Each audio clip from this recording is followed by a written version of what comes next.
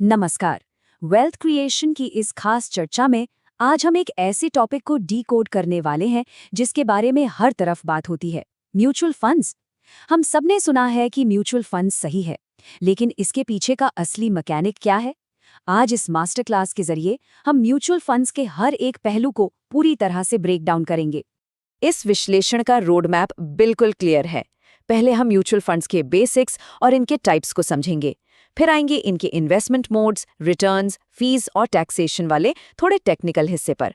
और आखिर में रिस्क और इन्वेस्टमेंट स्टार्ट करने का प्रैक्टिकल प्रोसेस देखेंगे। तो सीधे शुरू करते हैं। तो चलिए सबसे पहले इस बुनियादी सवाल से शुरुआत करते हैं कि आखिर ये म्यूचुअल फंड्स हैं क्या? एकदम आसान शब्दों में कहें तो म्यूचुअल फंड एक पूल्ड इन्वेस्टमेंट व्हीकल है। इसे एक ऐसी बड़ी तिजोरी की तरह समझ लीजिए जहां बहुत सारे निवेशक अपना पैसा एक साथ इकट्ठा करते हैं। फिर प्रोफेशनल फंड मैनेजर्स इस इकट्ठे किए हुए कैपिटल का इस्तेमाल करके स्टॉक्स, बॉन्ड्स और दूसरी सिक्योरिटीज का एक डाइवर्सिफाइड पोर्टफोलियो खरीदते हैं। इसका सबसे बड़ा फायदा ये होता है कि किसी एक कंपनी का स्टॉक खरीदने के बजाय पैसा अलग अलग जगह बट जाता है। मतलब रिस्क काफी हद तक कम और मैक्सिमम रिटर्न्स के चांसेस बढ़ जाते हैं। अब सवाल आता है कि ये सब मैनेज कौन करता है? यहीं एंट्री होती है एसेट मैनेजमेंट कंपनी यानी एएमसी की। एएमसी दरअसल वो इंटरमीडियरी या माध्यम है जो इस पूरे सिस्टम का कंट्रोल रूम है। ये कंपनी लोगों का पैसा पूल करने से लेकर नई इन्वेस्टमेंट स्कीम्स बनाने, फंड मैनेजर्स को अपॉइंट करने और नियम कानून के दायरे में सब कुछ ठीक से चलाने की जिम्मेदारी निभाती है। एक तरह से यही पूरे ऑपरेशन का इंजन है। अब मैनेजमेंट की बात चली है तो यहाँ दो मेजर स्ट्रैटेजी समझना बहुत जरूरी है, एक्टिवली मैनेज्ड फंड्स और passively managed funds. Active funds में फंड मैनेजर एकदम हैंड्स ऑन होता है। वो लगातार मार्केट की रिसर्च करके चुनता है कि कौन से स्टॉक्स खरीदने हैं, जिसमें मेहनत और एक्सपर्टीज दोनों लगती है। दूसरी तरफ होते हैं पैसिव फंड्स, जिन्हें इंडेक्स फंड्स भी कहते हैं। ये एक तरह से ऑटो पायलट मोड पर होते हैं, जो सिर्फ मार्केट इंडेक्स जैसे निफ्टी 50 की नकल करते हैं। इन्हें मैनेज करना रिलेटिवली आसान है, इसलिए इनकी मैनेजमेंट कॉस्ट और फीस भी काफ़ी कम होती है। तो आखिर म्यूचुअल फंड्स इतने पॉपुलर क्यों होते जा रहे हैं? इसके कुछ बहुत ही सॉलिड रीजंस हैं। सबसे पहला तो डाइवर्सिफिकेशन से रिस्क मैनेज हो जाता है। दूसरा, एक्सपर्ट फंड मैनेजर्स सारी कॉम्प्लेक्स रिसर्च हैंडल कर लेते हैं और इसके लिए कोई बहुत बड़ी रकम नहीं चाहिए, बल्कि बहुत ही छोटी अमाउंट से भी शुरुआत की जा सकती है। इसमें लिक्विडिटी भी हाई होती है, मतलब जब चाहे पैसे निकालना आसान है। ईएलएसएस जैसे फंड्स टैक्स बचाने में मदद करते हैं और खासकर बहुत से फंड्स में कोई लॉक इन पीरियड भी नहीं होता। ये सारी बातें मिलकर इस इन्वेस्टमेंट ऑप्शन को हर किसी के लिए बेहद एक्सेसिबल बना देती हैं। अब आते हैं इस चर्चा के दूसरे हिस्से पर, जहां हम अलग अलग कैटेगरीज और उनके कोर ऑब्जेक्टिव्स को डिकोड करेंगे। इस पूरे म्यूचुअल फंड यूनिवर्स को अगर हम सिंप्लीफाई करें तो इसे दो मुख्य स्तंभों में बांटा जा सकता है, इक्विटी और डेट। इक्विटी फंड सीधे कंपनीज के शेयर्स में पैसा लगाते हैं। इनका मेन ऑब्जेक्टिव होता है लंबे समय में कैपिटल को तेजी से बढ़ाना और इन्फ्लेशन यानी महंगाई को मात देना। हाँ, इनमें रिटर्न्स का पोटेंशियल हाई है, पर मार्केट की उठापटक की वजह से वॉलेटिलिटी भी ज्यादा होती है। इसके बिल्कुल विपरीत डेट फंड्स गवर्नमेंट बॉन्ड्स या कॉर्पोरेट बॉन्ड्स जैसे फिक्स्ड इनकम ऑप्शंस में निवेश करते हैं। यहाँ ग्रोथ थोड़ी धीमी जरूर होती है, पर रिटर्न्स काफी स्टेबल रहते हैं और रिस्क भी काफी कम होता है। इन दो मेन पिलर्स के अलावा मार्केट में कुछ और भी स्पेसिफिक फंड्स मौजूद हैं जो अलग अलग फाइनेंशियल लक्ष्यों के हिसाब से बनाए गए हैं, जैसे कि हाइब्रिड फंड्स। ये रिस्क और रिटर्न के बीच एक परफेक्ट बैलेंस बनाने के लिए इक्विटी और डेट दोनों का मिश्रण करते हैं।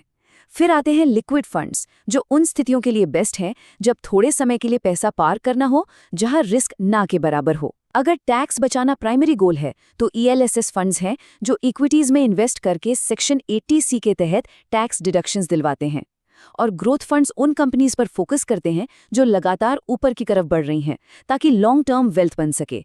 हर एक फंड का अपना एक बिल्कुल क्लियर मकसद है। चलिए अब देखते हैं इस प्रोसेस का थोड़ा स्ट्रेटेजिक हिस्सा, इन्वेस्टमेंट मोड्स और उनके रिटर्न्स। पैसा लगाना कैसे है और मुनाफा कैसे कैलकुलेट होता है। टेक्निकली देखा जाए तो निवेश करने के दो ही मुख्य तरीके होते हैं। पहला तरीका है लंप सम, जहां एक बड़ी रकम उठाकर एक ही बार में इन्वेस्ट कर दी जाती है। अगर मार्केट कंडीशंस फेवरेबल हों तो ये अप्रोच शानदार रिटर्न्स दे सकती है, लेकिन इसमें मार्केट स्विंग्स का डायरेक्ट खतरा बना रहता है। दूसरा और आजकल का सबसे लोकप्रिय तरीका है SIP, यानी सिस्टमैटिक इन्वेस्टमेंट प्लान। इसमें एक बड़ी रकम एक साथ लगाने के बजाय हर महीने या क्वार्टर में छोटी छोटी अमाउंट इन्वेस्ट की जाती है। SIP का सबसे बड़ा एडवांटेज यही है कि ये मार्केट के डेली उतार चढ़ाव के इम्पैक्ट को स्मूथ आउट कर देता है। इस कॉन्सेप्ट को रुपी कॉस्ट एवरेजिंग भी कहा जाता है। अब बात करते हैं कैलकुलेशंस की। रिटर्न्स आखिर निकालते कैसे हैं?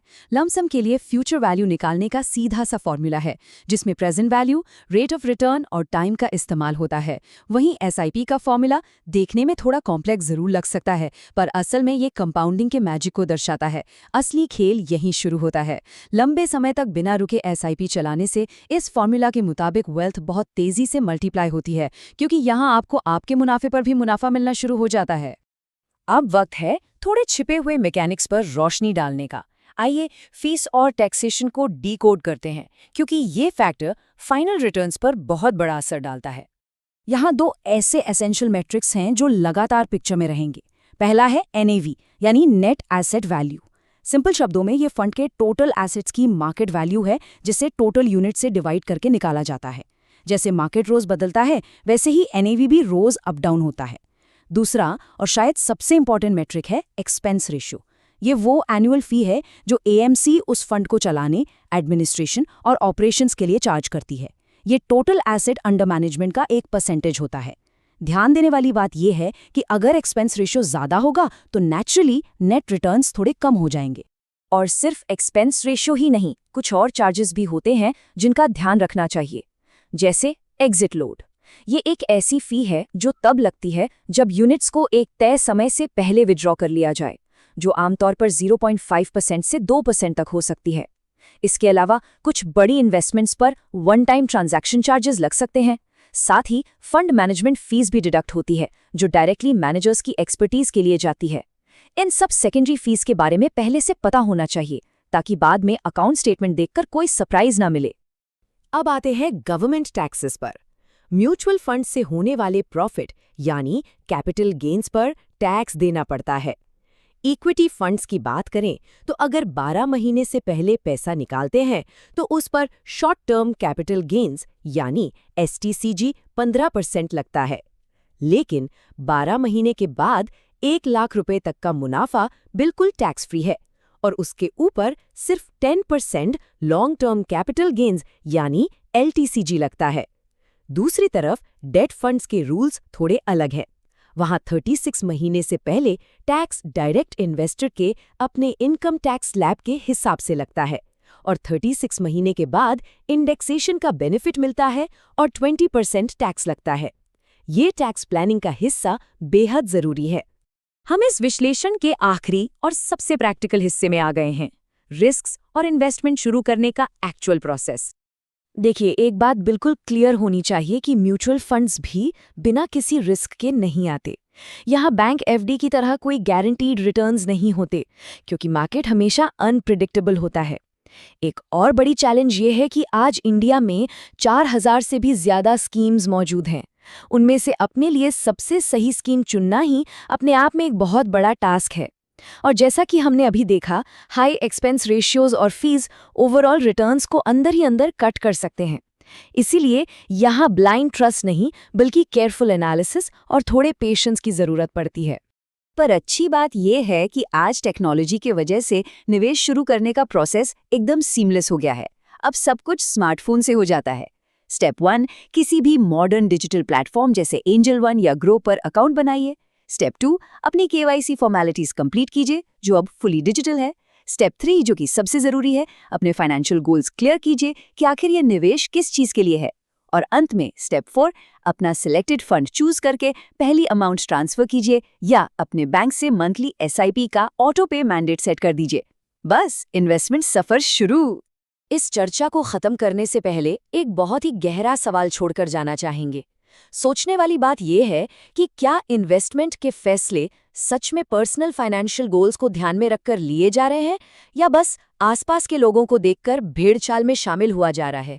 क्योंकि याद रखिए, असली वेल्थ क्रिएशन तभी होती है जब फाइनेंशियल प्लानिंग क्लियर हो, एक लंबा डिसिप्लिन हो और डिसीजंस खुद समझ कर लिए गए हों। इस सवाल पर थोड़ा विचार जरूर होना चाहिए। ऐसे ही कॉम्प्लेक्स टॉपिक्स को आसानी से समझने के लिए हमारे साथ इस सफर में जुड़े रहिए।